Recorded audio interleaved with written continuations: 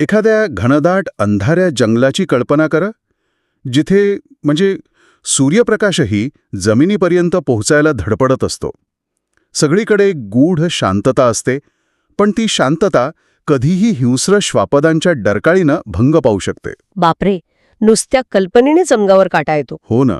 आणि अशा वातावरणात समोर साक्षात मृत्यू उभा असताना माणसाच्या मनात कोणता विचार यायला हवा? साहजिकच तिथून कसा जीव वाचवता येईल हाच विचार प्रबळ असायला हवा. खरंय, तोच एक नैसर्गिक विचार असतो. पण याच मृत्यूच्या छायेत जर अचानक कर्तव्यालाही मागे सारणारं उत्कट प्रेम आणि मानवी भावभावनांचा गुंता समोर आला तर काय होईल? आजच्या या सखोल चर्चेत आपण एका अशाच अंगावर काटा आणणाऱ्या साहित्याच्या तुकड्यावर बोलणार आहोत. अगदी बरोबर. आणि हा तुकडा म्हणजे बाजिंद या पुस्तकातील पान क्रमांक 68 वरील तो प्रसिद्ध प्रसंग आहे. हो, जिथे हा अत्यंत चित्तथरारक आणि भावनिक विरोधाभास उलगडतो. हा प्रसंग म्हणजे केवळ एक कथा नाहीये, तर मानवी मन आणि अथांग निसर्ग यांच्यातील गुंतागुंतीच्या नात्याचं एक अत्यंत प्रभावी चित्रण आहे. नक्कीच. म्हणजे हा प्रसंग खरोखरच मानवी भावभावनांच्या सीमारेषा तपासणारा आहे. जेव्हा माणूस अत्यंत टोकाच्या आणि जीव घेण्या परिस्थितीत असतो, तेव्हा त्याचं खरं स्वरूप कसं बाहेर येतं हे यातून स्पष्ट होतं. अगदी. एका बाजूला निसर्गाची ती अफाट ताकद आहे आणि दुसऱ्या बाजूला मानवी विकृती. हो, आणि या दोन्हींच्या मध्ये अडकलेली मानवी नाती, जगण्याची धडपड, नैसर्गिक भीती, मानवी क्रूरता आणि शेवटी या सर्वांवर मात करणारं प्रेम, असा हा प्रवास आहे. तर मग वळूया या कथेच्या सुरुवातीकडे. या प्रवासाची सुरुवात होते ती एका अत्यंत लक्षवेधी वर्णनाने. या प्रसंगाच्या केंद्रस्थानी सावित्री नावाचं पात्र आहे. सावित्री? तिचं वर्णन लेखकाने ज्या प्रकारे केलंय ना, ते वाचूनच कथेतील मुख्य तणाव जाणवायला लागतो. सावित्रीच्या हातावर काय म्हणतात त्याला, शिखराच्या वैभवाचं प्रतीक असलेला उगवता सूर्य गोंदलेला आहे. हो, ते गोंदण खूप महत्वाचं आहे इथे. अगदी. आता हे केवळ एक साधं गोंदण नक्कीच नाहीये. एखाद्या स्त्रीच्या हातावर असं प्रतीक असणं हे तिच्या असामान्य धाडसाची साक्ष देतं. ती कुणी सामान्य घाबरट स्त्री नाहीये. अजिबात नाही. ती स्वतःला सिद्ध केलेली, जंगलाचे नियम जाणणारी एक कणखर व्यक्ती आहे. गोंदण ही केवळ शरीरावरील एक खूण नसते, हे आपण समजून घेतलं पाहिजे. बरोबर. आदिवासी किंवा जंगलात राहणाऱ्या समाजांमध्ये गोंदणाला एक अत्यंत सखोल सांस्कृतिक आणि मानसिक महत्त्व असतं. ते त्या व्यक्तीचा दर्जा आणि तिची मानसिक ताकद दर्शवतं. म्हणजे लेखकाने सावित्रीची एक मजबूत पूर्वपीठिका तयार केली आहे. अगदी. ती निसर्गाशी आणि संकटांशी दोन हात करायला सरावलेली आहे. त्यामुळे जेव्हा अशी एखादी व्यक्ती एखाद्या गोष्टीला घाबरते ना, तेव्हा ती भीती सामान्य असूच शकत नाही. पण इथेच तर मला एक मोठा विरोधाभास जाणवतो. आणि खरं सांगायचं तर हा भाग मला थोडा पचायला कठीण जातोय. अच्छा, कोणता भाग? म्हणजे बघा, सावित्री जंगलात भिल्लांच्या भीतीने बाजिंदाच्या हद्दीत पाऊल ठेवते.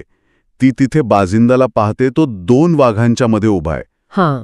त्याचे घारे डोळे, कोळी दाढी आणि चेहऱ्यावरील एक गूढ हास्य असं वर्णन येतं.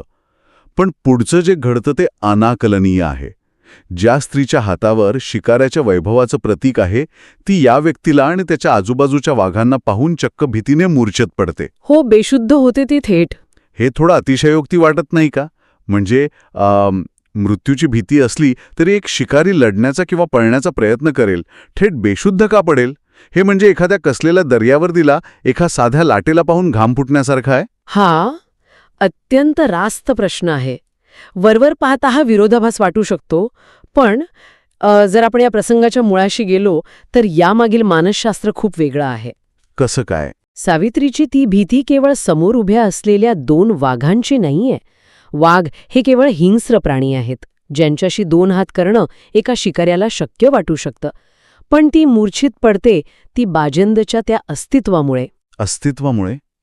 म्हणजे नेमकं काय? पुस्तकात एक अतिशय महत्वाचं वाक्य आहे. सभोवतालच्या अणुरेणूंचा स्वामी असल्याची भावना आणि सहजता. बाजिंद हा तिथे केवळ एक हाडामांसाचा माणूस म्हणून उभा नाहीये. ओहो. तो त्या संपूर्ण अथांग आणि अनाकलनीय निसर्गाचे एक जिवंत रूपक बनला आहे. म्हणजे तो केवळ एक धोका नसून एक प्रकारची सर्वोच्च सत्ता आहे. तंतोतंत. जेव्हा एखादा माणूस स्वतःला एका अत्यंत शक्तिशाली आणि अमर्याद सत्तेसमोर पाहतो, तेव्हा त्याची तर्कबुद्धी काम करणं थांबवते. म्हणजे फाईट ऑर फ्लाईट रिस्पॉन्स तिथे संपतो. अगदी. मानवी मेंदू अशा एका अफाट अस्तित्वाला सामोरे जाण्यासाठी तयार नसतो.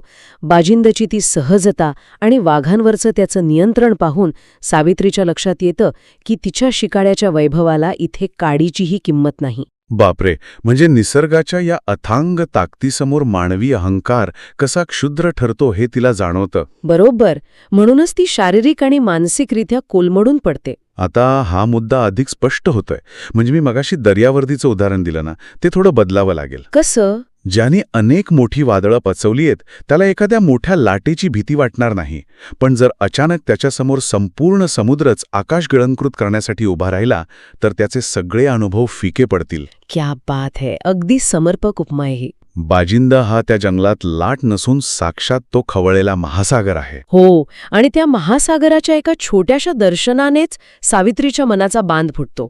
यातूनच आपल्याला भीतीचा एक वेगळा प्रकार पाहायला मिळतो. याला आपण आदरयुक्त आणि अथांग भीती म्हणू शकतो. आदरयुक्त भीती. या भीतीत एक प्रकारची भव्यता आहे. त्यात मृत्यूचा धोका नक्कीच आहे, पण त्यात निसर्गाच्या सर्वोच्च सत्तेबद्दलचा एक आदरही दडलेला आहे. ही भीती माणसाला लहान ठरवते, पण ती किळसवाणी नसते. आणि नेमका हाच धागा पकडून आपण कथेच्या पुढच्या टप्प्याकडे वळूया, जिथे भीतीचं स्वरूप अचानक आणि अतिशय भयानक पद्धतीने बदलतं. हो, तो प्रसंग खूपच अस्वस्थ करणारा आहे. अगदी. सावित्री जेव्हा त्या मूर्छित अवस्थेतून बाहेर येते, जेव्हा तिला भान येतं, तेव्हा तिच्यासमोरचं दृश्य पूर्णपणे बदललेलं असतं. निसर्गाची ती भव्यता आता तिथे नसते. त्याऐवजी तिच्या मागावर असलेले भिल्ल ती शुद्धीवर येण्याची वाटच पाहत बसलेले असतात. हो, आणि पुस्तकातील उल्लेखाप्रमाणे ते तिच्याकडे वासनात्मक नजरेने पाहत हसत असतात. इथून हा प्रसंग नैसर्गिक भीतीकडून थेट एका मानवी क्रूरतेकडे आणि विकृतीकडे वळतो. हा बदल मानवी मानसशास्त्राच्या दृष्टीने अत्यंत क्लेशदायक आहे. मगाशी आपण ज्या आदरयुक्त भीतीबद्दल बोलत होतो त्याच्या अगदी विरुद्ध टोकाची ही भीती आहे. म्हणजे ही भीती खूप घाणेरडी आहे. हो, ही विकृत आणि किळसवाणी भीती आहे. जंगलातील हिंस्र प्राणी केवळ स्वतःच्या अस्तित्वासाठी किंवा भुकेसाठी हल्ला करतात. त्यांच्या हल्ल्यात एक नैसर्गिक नियम असतो. पण माणसाच्या डोळ्यांतील वासना आणि क्रूरता ही पूर्णपणे अनैसर्गिक असते. अगदी बरोबर. ती समोरच्या व्यक्तीचे केवळ प्राण घेत नाही, तर तिचं अस्तित्व आणि तिचा सन्मान ओरबाडून घेण्याचा प्रयत्न करते. सावित्रीसाठी बाजिंदची भीतीही तिच्या प्राणांवर बेतणारी होती, पण या भिल्लांची भीती तिच्या थेट स्त्रीत्वाला धोका देणारी होती. हे ऐकतानाच अंगावर काटा येतोय. म्हणजे माणसाला माणसाचीच वाटणारी ही भीती निसर्गातील कोणत्याही श्वापदापेक्षा जास्त भयंकर असू शकते, हे किती विदारक सत्य आहे. हो ना? पण पुढे जे घडतं ते थक्क करणार आहे. सावित्री सावध होताच तिच्यातली ती शिकारी स्त्री पुन्हा जागी होते. ती या किळसवाण्या संकटावर हल्ला करून मागे पळून जाण्याच्या तयारीत असते. पण तिथे परिस्थिती एक अनपेक्षित वळण घेते. अगदी. ती काही कृती करणार तितक्यात जंगलात पुन्हा जनावरांच्या भयंकर आरोळ्या उमटतात. आणि काय आश्चर्य, ज्या प्राण्यांच्या आवाजाने सुरुवातीला सावित्रीची भीतीने गाळण उडाली होती, त्याच प्राण्यांच्या आरोळ्यांमुळे ते भिल्ल प्रचंड घाबरतात आणि सावित्रीच्या आधीच तिथून पळ काढतात. हो, इथे परिस्थिती कशी उलटते पहा. कधीकधी निसर्गाची भीतीच माणसाची ढाल बनते, नाही का? निसर्गाचा हा एक अजब न्याय आहे असं म्हणायला हरकत नाही. इथे जंगलातील श्वापदे सावित्रीसाठी साक्षात रक्षक बनून येतात. जी निसर्गाची ताकद मगाशी संहारक वाटत होती, तीच आता एका स्त्रीच्या सन्मानाची ढाल बनते. खरंय. म्हणजे निसर्ग नेहमीच क्रूर नसतो. अगदी. निसर्गाचं स्वतःचं असं एक संतुलन असतं. जेव्हा मानवी विकृती मर्यादा ओलांडते तेव्हा कधीतरी हाच अथांग निसर्ग ती विकृती ठेचून काढण्यासाठी उभा राहतो. क्या बात आहे. त्या आरोळ्यांनी केवळ भिल्लांना पळवून लावलं नाही, तर एका अर्थाने जंगलाचे नैसर्गिक नियम पुन्हा प्रस्थापित केले. हो, आणि या जीवघेळ्या आणि मानसिकरित्या खचवून टाकणाऱ्या प्रसंगानंतर कथेचा रोख एका अत्यंत हळव्या भावनिक वळणावर येतो. तो खंडोजीला भेटण्याचा प्रसंग. जंगलातून जीव मुठीत धरून अंधाराला चुकवत पळत आलेली सावित्री खंडोजीला पाहते.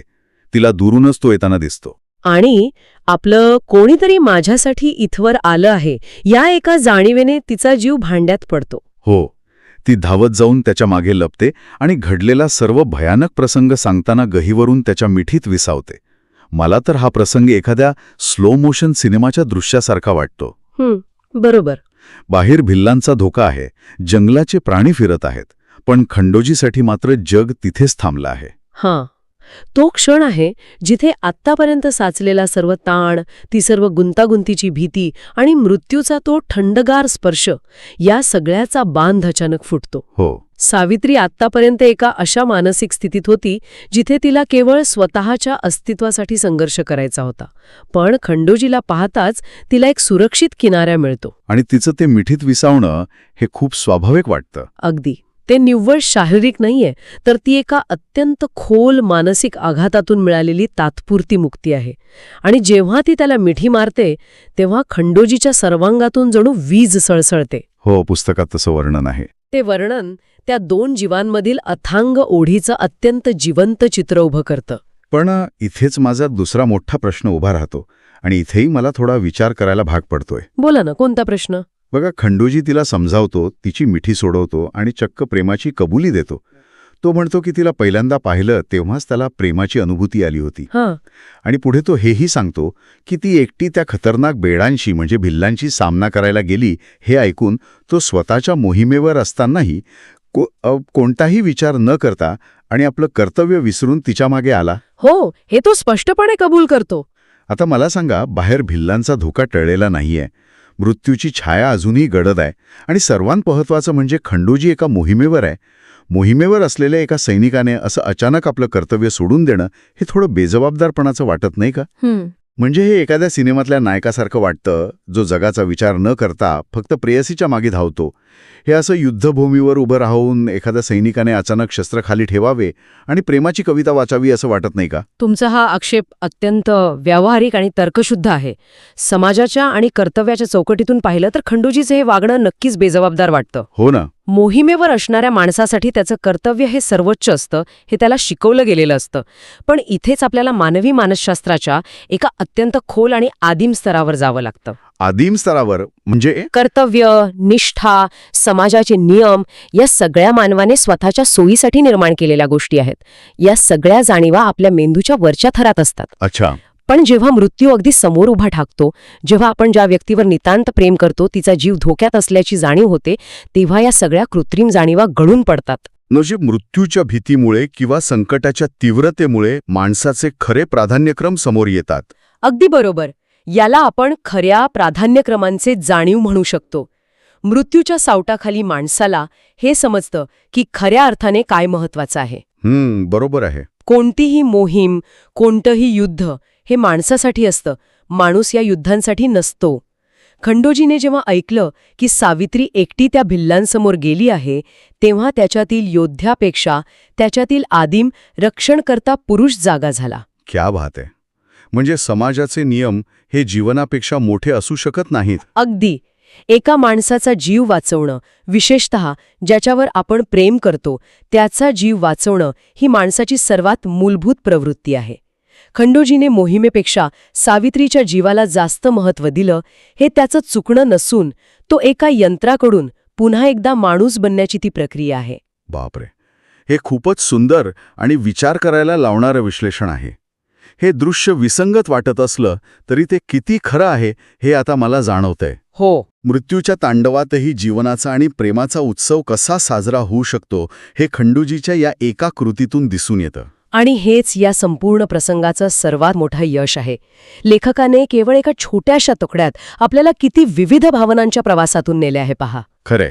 सुरुवातीला एका अनाकलनीय शक्तीची आदरयुक्त भीती, त्यानंतर मानवी विकृतीतून येणारी किळसवाणी भीती, निसर्गाचा दुहेरी चेहरा आणि शेवटी या सर्व संकटांवर आणि कर्तव्यावरही मात करणारं उत्कट प्रेम. ज्याप्रमाणे बाजिंदा हा त्या जंगलाचा सर्वोच्च निसर्ग नियम मानतो, तसाच खंडोजीनेही माणसाचा सर्वात मोठा नैसर्गिक नियम म्हणजेच प्रेम याला सर्वोच्च प्राधान्य दिलं. अगदी बरोबर. आजच्या या चर्चेत आपण पाहिलं की बाजिंदच्या जगातील हा एक छोटासा प्रसंग किती अफाट अर्थ आणि भावनांनी भरलेला आहे. यात एका स्त्रीचा जगण्याचा संघर्ष आहे, निसर्गाचं गूढ वर्चस्व आहे आणि प्रेमाची अनावर ताकद आहे. निसर्ग माणसाला त्याच्या क्षुद्रत्वाची जाणीव करून देतो, पण त्याचवेळी माणसातील प्रेम त्याला पुन्हा एकदा वैश्विक पातळीवर नेऊन ठेवतं. हा विरोधाभास हेच या कथेचं सार आहे. अगदी खरं आहे. पण ही चर्चा संपवण्यापूर्वी मला एका वेगळ्याच शक्यतेवर नजर टाकावीशी वाटते. एक असा पैलू जो या सगळ्या घटनांकडे पाहण्याचा आपला दृष्टिकोनच बदलून टाकू शकतो. अच्छा. कोणता पैलू? बघा, खंडोजी आपलं कर्तव्य विसरून सावित्रीला वाचवायला आला हे सगळं खरंय. पण जरा त्या जंगलातल्या घटनेकडे पुन्हा वळून पाहूया. सावित्री भिल्लांच्या तावडीत सापडली होती. ती अत्यंत हतबल होती. आणि नेमक्या त्याच वेळी जनावरांच्या आरोळ्या घुमल्या आणि ते भिल्ल पळून गेले. मला सांगा, हा केवळ एक योगायोग होता का? ओहो, हा एक अतिशय गूढ आणि अस्वस्थ करणारा विचार आहे. कारण ज्या बाजिंदबद्दल असं म्हणलं आहे की तो अणुरेणूचा स्वामी आहे, ज्याची नजर संपूर्ण जंगलावर आहे, त्या बाजिंदाला सावित्रीच्या या मानवी संकटाची चाहूल लागली नसेल का? नक्कीच लागली असू शकते. सावित्री स्वतः खंडोजीला सांगते की या भिल्लाला कदाचित बाजिंद किंवा त्याच्या जनावरांनी मारून टाकले असावे. मग इथे एक मोठा प्रश्न निर्माण होतो. खरा रक्षक कोण ठरला? बापरे. आपलं कर्तव्य विसरून धावत आलेला तो प्रियकर, की जंगलाचा तो गूढ स्वामी ज्याने स्वतः अदृश्य राहूनही एका स्त्रीच्या सन्मानाचं रक्षण केलं? हा प्रश्न खरंच सगळा संदर्भ बदलून टाकतो. प्रेम की निसर्गाची अनाकलनीय सत्ता, यात खऱ्या अर्थाने कोण जिंकलं? अगदी हेच. हा असा प्रश्न आहे जो ऐकणाऱ्यांना एका पूर्णपणे नव्या दृष्टिकोनातून विचार करायला भाग पाडेल. आणि याच गूढ प्रश्नासोबत आपण आजची ही सखोल चर्चा इथेच थांबूया.